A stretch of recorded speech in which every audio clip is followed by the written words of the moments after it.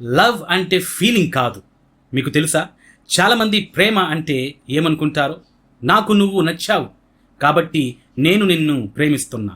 కానీ నువ్వు నాకు నచ్చకపోతే, నువ్వు నన్ను బాధ పెడితే అప్పుడు ప్రేమ ఎక్కడికి పోతుంది? అందుకే బైబిల్ ప్రేమని కేవలం మన భావాలతో పోల్చదు.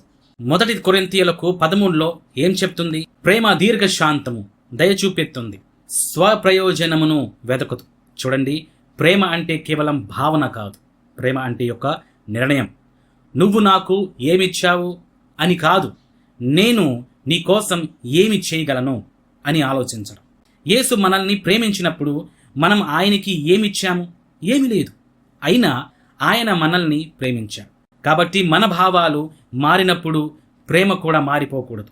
గుర్తుపెట్టుకోండి, నిజమైన ప్రేమ అంటే భావన మాత్రం కాదు, త్యాగం కూడా. మీ ప్రేమ క్రీస్తు ప్రేమలాగా ఉండాలి.